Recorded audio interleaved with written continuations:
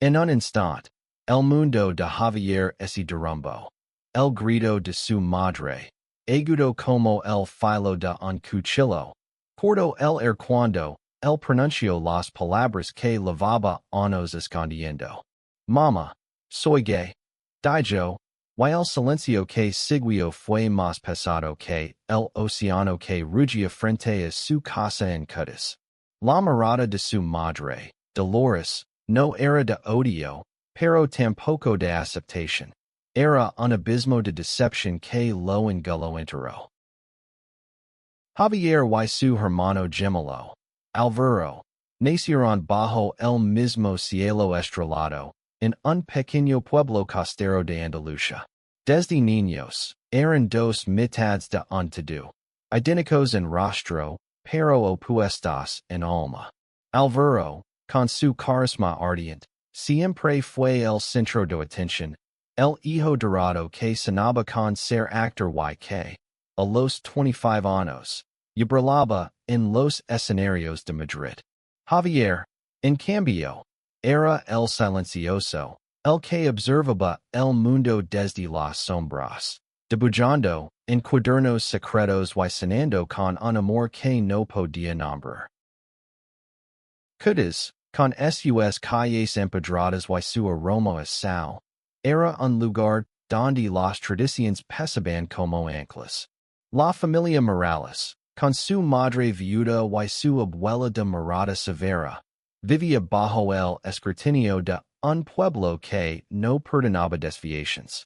Dolores, una mujer de 50 años endurecida por la pérdida de su esposo, había criado a sus gemelos con amor, pero también con expectativas inflexibles. Alvaro cumplía cada una de ellas. Javier, en cambio, las desafiaba con su sola existencia. Esa noche, tras la confesión de Javier, la casa se convirtió en un campo de batalla silencioso. Dolores no gritó más, pero sus manos temblaban mientras fregaba los platos con furia. No es natural, murmuró, más para sí misma que para su hijo. Javier, sentado en el sofá, sentía que el suelo se desvanecía bajo sus pies.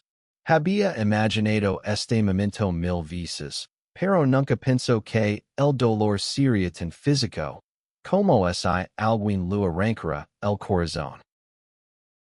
Alvaro, que estaba de visita desde Madrid, entró en la sala con su sonrisa de estrella de cine. ¿Qué pasa aquí? Preguntó, ajeno al turbulente que acababa de desatarse. Al ver la cara de su hermano, su expresión cambió. Siempre habían tenido una conexión especial, una que no necesitaba palabras. Pero esta vez, Javier no podía mirarlo a los ojos.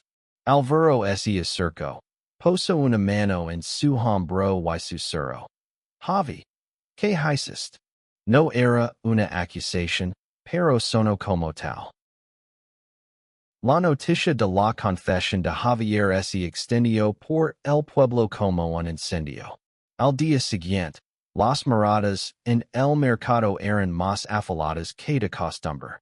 La abuela Carmen, con su rosario siempre en la mano, no dijo nada, pero su silencio era una condena. Javier, que trabajaba como ilustrador freelance desde casa, empezó a sentir que las paredes de su habitación se cerraban sobre él. Cada pincelada en sus dibujos parecía gritar lo que él no podía. Que quería ser libre, que quería amar sin miedo. Una tarde, mientras caminaba por la playa, Javier conoció a Mateo, un fotógrafo de 28 años que había legado a Cutis para capturar la esencia del ser. Mateo, con su cabello rosado y sus ojos color avelana, tenía una risa que hacía olvidar el peso del mundo. Era de Barcelona, un alma libre que no entendía de armarios ni divergencias. ¿Por qué miras el mar como si te hubiera traicionado? Le preguntó a Javier en su primer encuentro, con una sonrisa que disarmaba. Javier no supo que responder. Pero algo en la voz de Mateo lo hizo sentir visto por primera vez. Hablaron durante horas, sentados en la arena, mientras el sol se hundía en el horizonte. Mateo le contó sobre su vida en Barcelona, sobre cómo había salido del armario a los 18 años y cómo su familia, aunque al principio resistió, terminó aceptándolo. No es fácil, pero vale la pena. Dijo, y sus palabras se clavaron en el pecho de Javier como una promesa. Esa noche, Javier regresó a casa con una chispa de esperanza, pero también con un nuevo temor. Y enamorarse de Mateo significaba perder a su familia para siempre. Mientras subía las escaleras hacia su cuarto, escuchó a Álvaro hablando con Dolores en la cocina. Mamá, déjalo ser. Es mi hermano, dijo Álvaro con firmeza. Pero la respuesta de Dolores fue un murmullo frío. No puedo aceptarlo, Álvaro. No en esta casa. Javier cerró la puerta de su habitación y se miró en el espejo. Por primera vez, no vio el gemelo de Álvaro, en el hijo perfecto que nunca sería. Vio a un hombre que quería luchar por sí mismo, aunque el precio fuera alto. Afuera, el mar seguía rugiendo, como si supiera que la tormenta apenas comenzaba. El amanecer en Cuentos traía consigo una calma engañosa. Como si el pueblo entero conociera el aliento antes de juzgar. Javier despertó con el eco de las palabras de su madre resonando en su mente. No en esta casa. Pero también había algo nuevo. Una chispa que Mateo había encendido. Un recordatorio de que había un mundo más allá de las paredes de su hogar. Álvaro, por su parte, estaba dividido. En Madrid, su vida era un torbellino de luces y aplausos. Había conseguido un papel secundario en una serie de televisión que lo estaba catapultando a la fama. Pero en Cuentos, frente a la crisis de su hermano, se sentía impotente. Siempre había sido el protector, el que resolvía los problemas con una sonrisa. Sin embargo, esta vez no sabía cómo ayudar a Javier sin enfrentarse a su madre. Una mañana, mientras desayunaban en la cocina, Álvaro intentó romper el hielo. ¿Has hablado con él, mamá? Preguntó, refiriéndose a Javier. Dolores, que cortaba naranjas con precisión quirúrgica, no levantó la vista. No hay nada que hablar, respondió. Álvaro apretó los puños bajo la mesa. Sabía que su madre no era cruel, pero su devoción por las tradiciones y la opinión del pueblo la cegaba. Javier, mientras tanto, se refugió en sus dibujos. Sus ilustraciones, que antes eran paisajes suaves y retratos familiares, ahora estaban llenas de colores oscuros y figuras fragmentadas. En una de ellas, dibujó a dos hombres caminando por la playa, sus manos rozando timidamente. Sabía que era un autorretrato sonado, una versión de él y Mateo que aún no existía. Mateo se convirtió en una constante en la vida de Javier. Se encontraban casi a diario en la playa o en un café escondido en una callejuela del pueblo. Mateo, con su cámara siempre colgada al cuello, fotografiaba a Javier cuando menos lo esperaba, capturando su risa tímida o la forma en que sus ojos se perdían en el horizonte. Tienes una historia que contar, Javier, le dijo una tarde, mientras revisaban las fotos en la pantalla de su cámara. ¿Y no es la que este pueblo quiere escribir por ti? Esas palabras enseñaron algo en Javier, pero también lo aterrorizaron. En Cuentos, ser diferente era un delito tacito. Los rumores circulaban. el hijo menor de los Morales, el que no era como Alvaro, estaba perdido.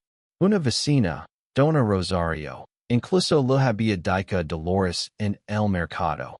Pobrecita, con un hijo tan bueno y el otro. Así, Dolores no respondió, pero su rostro se endureció aún más. Una noche, Alvaro invitó a Javier a un bar en el Paseo Marítimo. Quería hablar, lejos de las miradas de su madre y del pueblo. Bajo la luz tenue de las farolas, Alvaro confesó algo que sorprendió a Javier. No todo es perfecto para mí tampoco, ¿sabes? La fama. Es una joya dorada. Hablo de la prisión de los productores, de los titulares sensacionalistas, de cómo nunca podía ser el mismo del todo. Pero tú, Javi, tú estás siendo valiente. Más valiente que yo. Javier sintió un nudo en la garganta. Por primera vez, vio a su hermano no como una estrella inalcanzable, sino como alguien que también cargaba sus propias cadenas. No me siento valiente, admitió. Me siento solo. Alvaro lo abrazó, y por un momento, fueron solo dos hermanos, no el hero y el paria. Pero la paz no duró. Al día siguiente, un incidente en el pueblo cambió todo. Mientras Javier y Mateo caminaban juntos por el mercado, un grupo de jóvenes los interceptó. Uno de ellos, un antiguo compañero de escuela de Javier, escupió al suelo y murmuró una palabra que cortó como vidrio. Mateo, con su calma característica, tomó la mano de Javier y lo alejó. Pero el daño estaba hecho. Javier sintió que el pueblo entero lo miraba, juzgándolo. Esa noche, en su habitación, Javier lloró por primera vez en años. No era solo por el insulto, sino por la certeza de que su hogar, el lugar que amaba, lo estaba rechazando. Cuando Mateo lo llamó para saber cómo estaba, Javier apenas pudo hablar. No sé si puedo seguir aquí, confesó. Mateo, desde el otro lado de la línea, respondió con una firmeza que lo sorprendió. Entonces ven conmigo. Hay un mundo más grande allí fuera, Javier. La idea de dejar atrás su familia, su vida, era aterradora. Pero también era una chispa de libertad que no podía ignorar. Mientras el mar rugía afuera, Javier tomó una decisión. Había a luchar por su felicidad, aunque eso significara enfrentarse al mundo entero. El sol de cutas quemaba más de lo habitual aquel verano, como si quisiera castigar a Javier por atreverse a sonar.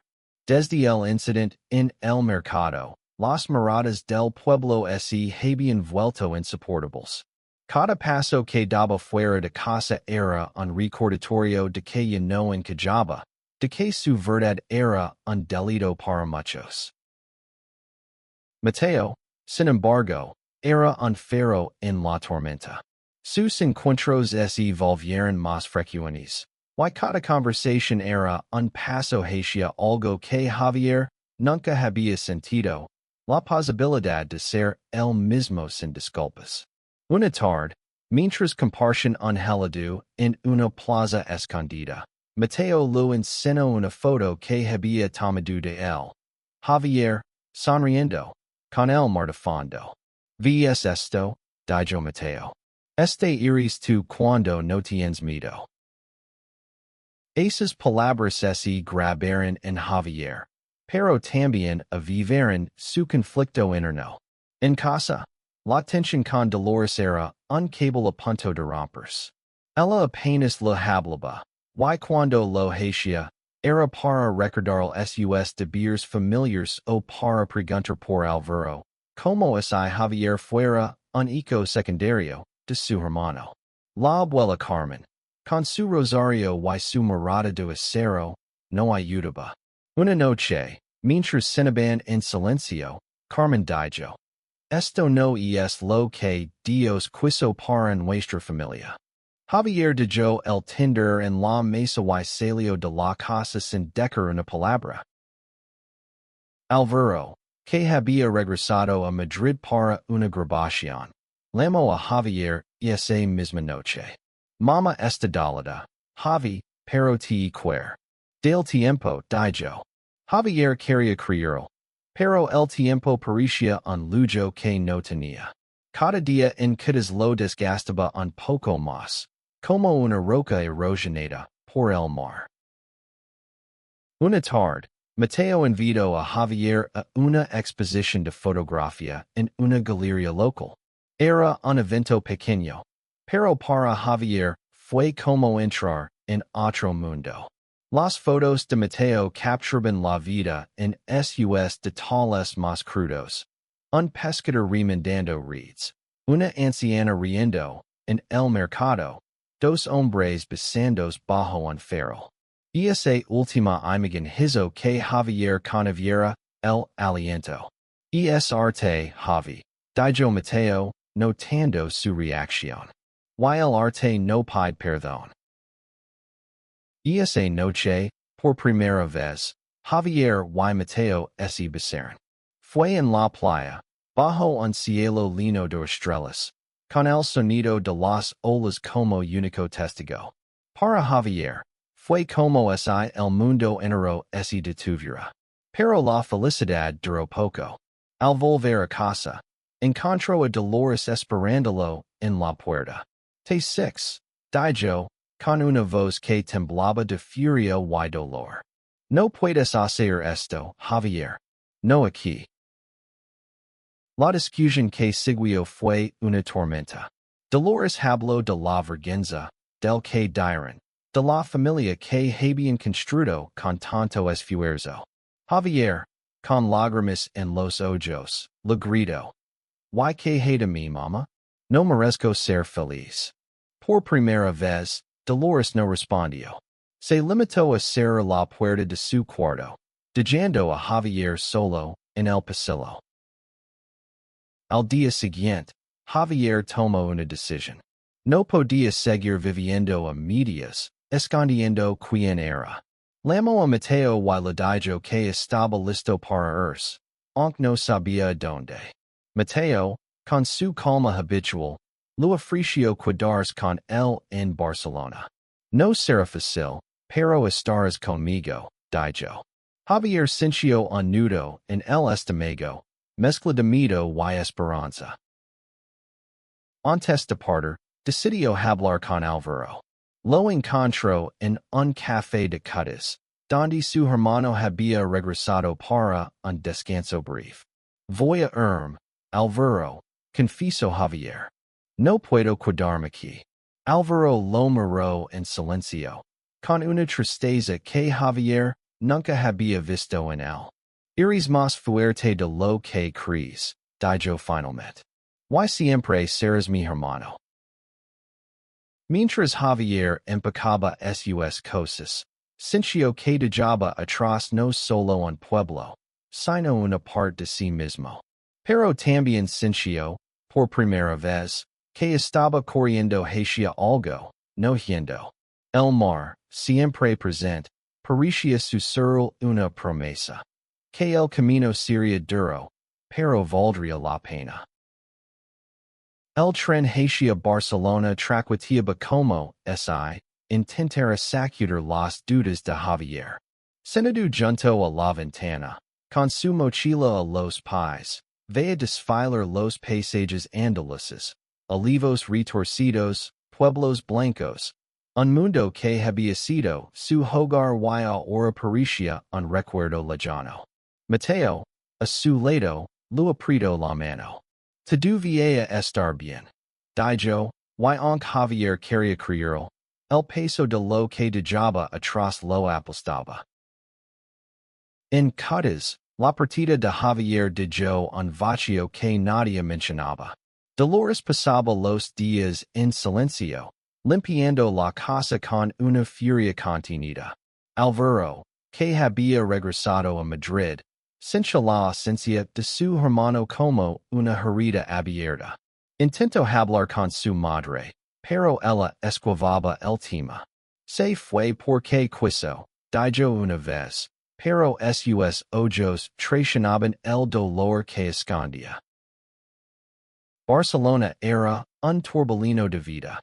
Las calles del barrio gótico, con sus edificios antiguos y sus cafés llenos de artistas, eran un contraste brutal con la quietud de Cuentos.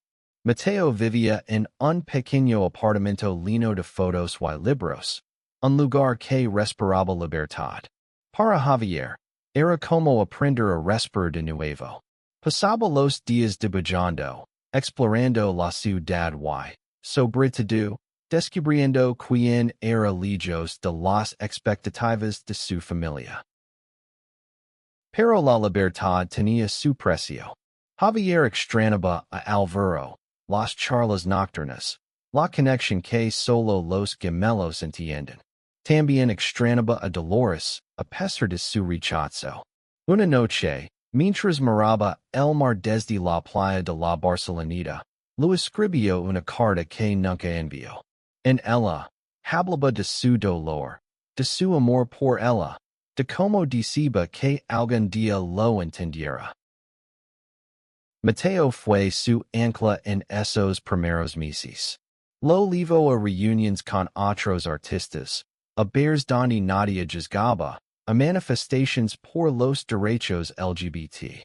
Javier, que nunca había estado en un lugar donde pudiera ser el mismo sin miedo, empezó a florecer. Sus dibujos se volvieron más audaces, llenos de colores vibrantes y figuras que celebraban la vida. Una galería local incluso mostró interés en exponer su trabajo. Pero el pasado no lo dejaba ir tan fácilmente. Una noche, Alvaro lo llamó desde Madrid. Mama está mal, Javi, dijo, con la voz rota. No lo dice, pero sé que te extraña. Javier sintió que el suelo se abría bajo sus pies. Quería volver, pero sabía que hacerlo significaría enfrentarse a las mismas heridas de siempre. ¿Y no me acepta nunca? Preguntó. Alvaro suspiró. Del tiempo. ¿Y no? Recuerda que yo siempre estaré aquí. La conversación con Alvaro reabrió una herida que Javier creía cerrada. Empezó a cuestionarse si había hecho lo correcto al irse. Mateo, al notar su tristeza, lo llevó a un mirador en Montjuic. Desde allí, con la ciudad a sus pies, le dijo, no puedes vivir para complacer a los demás, Javi. Ni siquiera a tu familia. Pero eso no significa que los dejes de amar. Esas palabras lo golpearon con fuerza. Javier decidió escribirle a Dolores, esta vez de verdad. En la carta, no pidió perdón, pero tampoco acusó. Simplemente le contó quién era, como se sentía, y cuánto la quería. La envió sin esperar respuesta, pero con la esperanza de que, algún día, ella la leerá con el corazón abierto. Mientras tanto, Alvaro enfrentaba sus propios demonios en Madrid. La fama lo estaba consumiendo. Los paparazzi los seguían. Los titulares especulaban sobre su vida privada, y la presión de ser perfecto lo agitaba. Una noche, en un impulso, decidió hacer algo que nunca había hecho. Hablar públicamente de su hermano. En una entrevista, cuando le preguntaron sobre su familia, dijo, tengo un hermano gemelo que es la persona más valiente que conozco. Y lo amo, sin importar lo que el mundo piense. Esas palabras, transmitidas en televisión, llegaron hasta Cuentos. Dolores, sentada frente al televisor, sintió una lágrima deslizarse por su mejilla. Por primera vez, se preguntó si estaba equivocada. La carta de Javier llegó a Cuentos un martes por la mañana, pero Dolores no la abrió. La de yo sobre la mesa de la cocina, como si tocarla pudiera quemarla. Sin embargo, no podía ignorar las palabras de Alvaro en la televisión, resonando como un eco en su mente. Por primera vez, sintió una grita en su armadura de convicciones. En Barcelona, Javier empezaba a encontrar su lugar. Su exposición en la galería fue un éxito inesperado. Los visitantes se detenían frente a sus dibujos, especialmente uno, un autorretrato donde se veía a sí mismo emergiendo del mar, con cadenas rotas a sus pies. Mateo, orgulloso, lo abrazó frente a todos. Estás brillando, Javi, le dijo. Y por primera vez, Javier lo creyó. Pero la felicidad siempre venía con un recordatorio del pasado. Una noche, mientras cenaban en el apartamento de Mateo, Javier recibió un mensaje de Alvaro. Mama leo tu carta. No dijo nada. Pero la guardó en su mesita de noche. Era un pequeño gesto. Pero para Javier fue como una luz al final de un túnel interminable. En Codas, Dolores lucaba consigo misma. Las palabras de Javier, líneas de amor y dolor, la perseguían. Una tarde, mientras caminaba por la playa, se encontró con Dona Rosario, la vecina que siempre tenía una opinión. Tu hijo está casando revuelo en Barcelona. Dijo con un tono que destilaba juicio. Pero esta vez, Dolores respondió, mi hijo está viviendo su vida. Y eso es más de lo que muchos pueden decir. La vecina se quedó sin palabras, y Dolores sintió una extraña liberación. Mientras tanto, Alvaro enfrentaba una crisis en Madrid. Un tabloid había publicado un artículo especulando sobre su sexualidad, usando su defensa pública de Javier como combustible. Los productores de su serie lo presionaron para que aclarara las cosas, pero Alvaro se negó. No tengo nada que aclarar, dijo en una reunión tensa. Mi hermano es gay, y estoy orgulloso de él. Punto.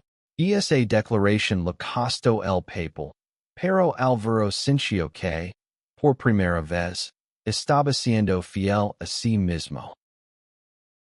Javier, al enterarse, decidió viajar a Madrid para apoyar a su hermano. El reencuentro fue emotivo. En un bar tranquilo, lejos de los flashes de los paparazzi, los gemelos hablaron como no lo habían hecho en años. Siempre pensé que tú eras el fuerte, le dijo Javier. Alvaro sonrió con tristeza. Yo siempre pensé que tú eras el valiente. Esa noche, se permitieron apoyarse, sin importar lo que viniera. De vuelta en Barcelona, Javier recibió una llamada inesperada. Era Dolores. Su voz temblaba, pero no había furia en ella. No entiendo todo, Javier, dijo. Pero no quiero perderte. No fue una aceptación plena, pero fue un comienzo. Javier loro mientras colgaba el teléfono, sintiendo que una parte de su corazón volvía a latir. Mateo, siempre su apoyo, lo ayudó a planear una visita a Cuentos. Es hora de cerrar heridas, le dijo.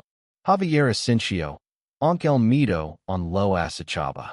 Sabía que volver no sería fácil, pero también sabía que no estaba solo. Mientras el tren lo llevaba de regreso al sur, Javier dibujó en su cuaderno dos gemelos, de la mano, con el mar de fondo. Por primera vez, no había sombras en sus rostros. El tren llegó a Cuentos bajo un cielo gris, como si el pueblo estuviera conteniendo el aliento. Javier bajó del vagón con el corazón latiendo despacado. Mateo lo acompañaba, su presencia una calma constante. Estoy contigo, le dijo, apretando la mano. Javier Asensio. Pero cada paso hacia su casa sincha como si caminara sobre brasas. Dolores los esperaba en la puerta. No hubo abrazos ni grandes gestos. Solo una mirada que mezclaba dolor, amor y algo nuevo, vulnerabilidad. Entra. Dijo, y Javier obedeció, sintiendo el peso de los meses de silencio. Mateo se quedó afuera, dándole espacio, pero su presencia en la distancia era un recordatorio de que Javier no estaba solo. La conversación fue difícil. Dolores habló de su miedo, de las tradiciones que la habían moldeado, de cómo el pueblo la juzgaba tanto como a Javier. No sé si puedo entender del todo, admitió, con lágrimas en los ojos.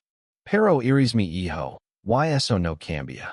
Javier, con la voz rota, le habló de su vida en Barcelona, de cómo había encontrado un lugar donde podía ser él mismo, pero también de cuánto la extrañaba. La abuela Carmen, que había observado todo desde un rincón, rompió su silencio.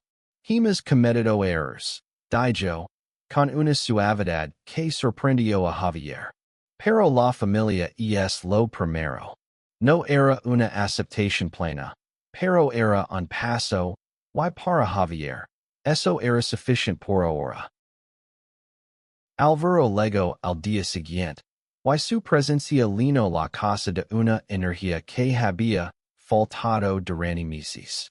Los gemelos paran horas hablando en la playa, recordando su infancia, riendo por cosas tontas, sanando heridas que no sabían que levaban.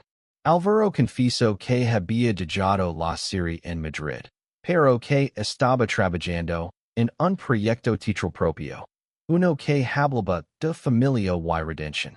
Tú me inspiraste, Javi, dijo, y Javier sintió que, por primera vez, no estaba a la sombra de su hermano. Mateo se integró lentamente en la dinámica familiar. Dolores, aunque un incomoda, hizo un esfuerzo por conocerlo. Una noche, mientras cenaban juntos, Mateo compartió historias de su infancia en Barcelona, y Dolores, por primera vez, sonrió genuinamente. Era un pequeño gesto, pero para Javier fue como ver el sol salir después de una larga noche. El pueblo, sin embargo, no cambió tan rápido. Las miradas y los murmullos persisten, pero Javier ya no se sintió pequeño ante ellos. Una tarde, mientras pasaba con Mateo por el mercado, decidió no bajar la mirada. Cuando un vecino intentó murmurar algo, Javier lo miró directamente y dijo, soy feliz. ¿Y tú? El hombre se quedó en silencio, y Mateo soltó una carcajada que resonó en la plaza. Javier decidió quedarse en Cuentos por un tiempo, no para siempre, pero sí para reconstruir lo que se había roto. Sus dibujos se volvieron más audaces, y una galería en Cuentos aceptó exponerlos. La exposición, titulada Sombras y Marias, fue un éxito inesperado. Entre los visitantes estaba Dolores, que se detuvo frente al autorretrato de Javier emergiendo del mar. Y es hermoso, dijo, y Javier supo que no hablaba solo del dibujo. El verano siguiente, Cuentos parecía un lugar diferente, aunque las calles y el mar eran los mismos. Javier ya no era el chico que se escondía en las sombras. En el gemelo que vivía a la sombra de Álvaro. Era un hombre que había encontrado su voz, su arte y su amor. La exposición Sombras y Marias no solo le dio reconocimiento, sino que abrió una conversación en el pueblo. Algunos vecinos comenzaron a mirarlo con respeto, otros, con curiosidad. No todos aceptaban. Pero Javier ya no necesitaba su aprobación. Dolores cambió lentamente. No fue una transformación de la noche a la mañana, pero cada pequeño gesto, una pregunta sobre Mateo, una invitación a cenar, una risa compartida. Era un ladrillo en el puente que estaban construyendo. Una noche, mientras ordenaba la casa, sacó la carta de Javier y la leo de nuevo. Esta vez, no lloró de dolor, sino de orgullo. Su hijo había encontrado su camino, y ella estaba aprendiendo a caminar a su lado. Álvaro, por su parte, estrenó su obra de teatro en Cádiz. Era una historia sobre dos hermanos que se pierden y se encuentran, inspirada en su vida con Javier. La noche del estreno, el teatro estaba lleno, y entre el público estaban Dolores, Carmen y Mateo. Cuando la obra terminó, el aplauso fue ensordecido, pero para Álvaro, la verdadera victoria fue ver a su familia unida en las gradas. Mateo y Javier decidieron quedarse en Cádiz, pero también planeaban viajar. Querían explorar el mundo juntos, llevar sus fotos y dibujos a otros lugares, contar sus historias. Una tarde, mientras pasaban por la playa, Mateo le dio a Javier un pequeño cuaderno. Para tus próximos dibujos, dijo. Dentro, había una foto de ellos dos, riendo bajo el sol. Javier la pegó en la primera página y escribió debajo. El comienzo de todo. El pueblo nunca sería perfecto, pero Javier ya no lo veía como una cárcel. Era su hogar, con sus luces y sombras. Y había aprendido a amarlo sin dejar de ser él mismo. Una noche, mientras cenaban todos juntos, Dolores, Carmen, Álvaro, Mateo y él, Javier sintió algo que no había sentido en años. Paz. La mesa estaba llena de risas, de historias, de amor. No era la familia perfecta de los cuentos, pero era la suya. Mientras el mar rugía afuera, Javier miró a su alrededor y supo que, aunque el camino había sido doloroso, cada paso había valido la pena. Había nacido en una familia de gemelos, donde uno fue estrella y él fue señalado como vergüenza. Pero al final, encontró su propio brillo, y con él, iluminó a los que amaba.